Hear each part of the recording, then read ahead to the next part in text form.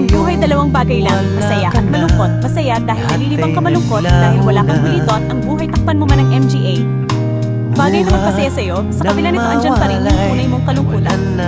Hanggat di mo natutunan tanggapin ang katotohanan sa buhay natin, kailanman di ka magiging masaya. Pagkalumbay ang lagi kong kasama, masikip sa dibdib, nagbago ka